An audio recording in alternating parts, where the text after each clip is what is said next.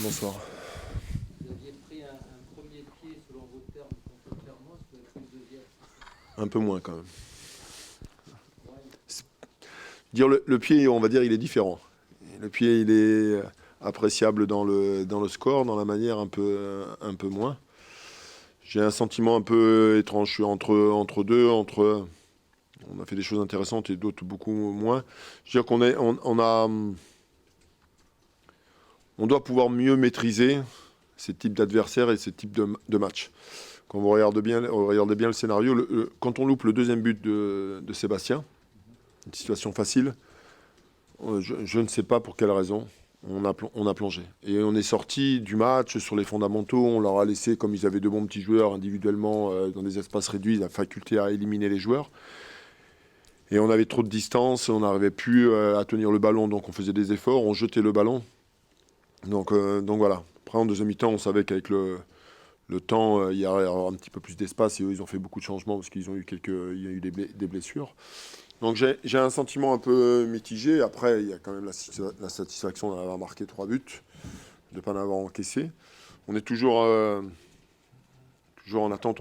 Alors je déteste ce mot, tuer le match, mais on doit le plier quand même un peu avant. Parce qu'on ne sait pas ce qui peut se passer. Encore un quart d'heure de la fin, il n'y avait qu'un 0 et on connaît ces scénarios. On a encore des progrès et du travail à faire dans ces types de matchs et de types d'adversaires. Ça correspond à ce que vous dites. Même juste après le but du 3-0, on vous a vu recadrer certains de vos joueurs sur le bord de la touche. Ça veut dire que vous leur avez quelque part envoyé le message que même lorsqu'on mène 3-0, il faut toujours rester sérieux sur le terrain. Oui, parce que le score d'un match ne doit pas faire avoir de mauvaises habitudes. Et j'ai un groupe, une équipe relativement assez jeune à des postes importants, et ils peuvent vite prendre des mauvaises habitudes. Imaginez-vous un seul instant, vous avez vu le match comme moi, à 2-0, il y a une situation de 2-1. Johnny fait l'arrêt à 2-1. Il reste 4-5 minutes. Il se passe quoi? Sur une situation de jeu où Bocco ne doit pas intercepter parce que sur l'attaquant de Quevilly, on sait qu'il joue avec son corps et il arrivait à s'enrouler par rapport à l'adversaire. Donc il se fait prendre. Et la situation où je râle sur le troisième but, Kylian Keboué, il ne veut pas avancer, il laisse prendre de la vitesse aux joueurs. On en parle avant le match, il ne faut surtout pas leur laisser. Et voilà, donc ça donne des possibilités. Et moi, je veux qu'ils comprennent que l'exigence d'un match, sur l'aspect individuel et collectif, ça a son importance, quel que soit le score. C'est pour ça que je rouspétais, mais après, c'est pas grave. Hein. Bon, c'est pas grave, mais quand même, Oui, vous martelez quand même le chemin à prendre, il ne faut pas s'écarter. C'est ça, en gros, le message de ce soir. Et comme vous dites, et je pense que c'est bien de le rappeler, qu'il faut rester dans le sillon et vous êtes là pour ramener le troupeau là où il faut, c'est ça?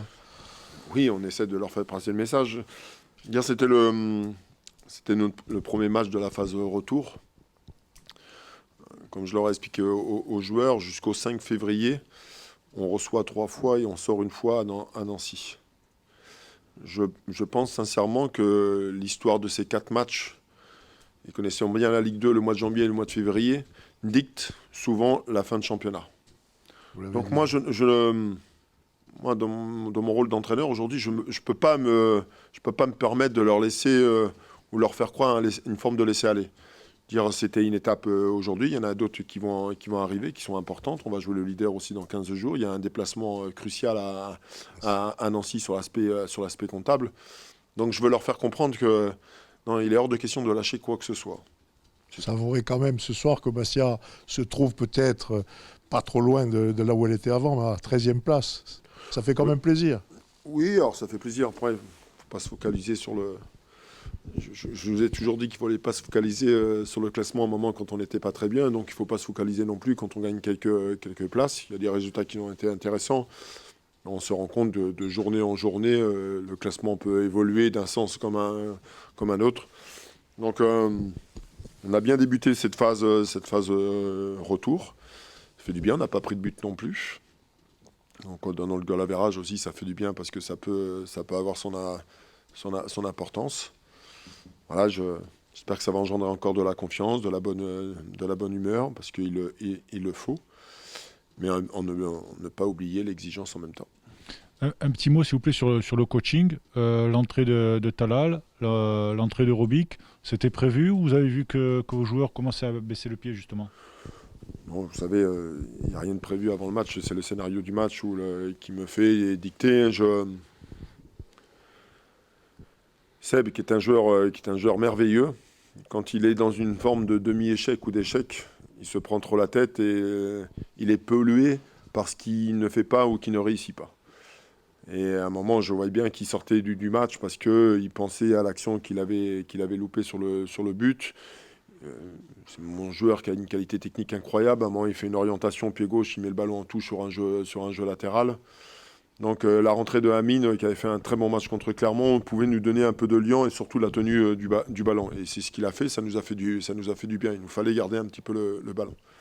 Et Anto qui a été aussi très performant contre Clermont, dans un rôle un peu sur le côté, voilà, c'est plus trop son poste aujourd'hui. Voilà, de remplacer par Idriss.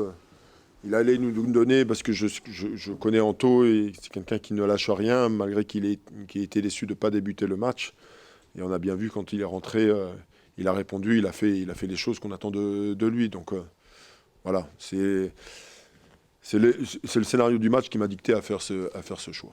2022, 2 clean sheets, vous l'avez dit pour votre équipe. Pour le moment, on a Johnny Placide dans les buts, dans un style différent de ce qui se faisait jusque-là. On a l'impression qu'il apporte aussi plus de sérénité à sa défense.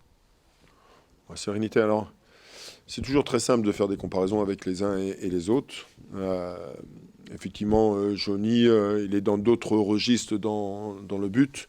Il est beaucoup plus haut dans le jeu. Donc automatiquement, il dégage de l'énergie. On a bien vu sur son tête-à-tête qu'il a gagné. Voilà, il n'y a pas lieu de faire des comparaisons. J'ai deux très bons gardiens avec moi. Voilà, Johnny rentre aujourd'hui, il est très performant, tant mieux pour nous.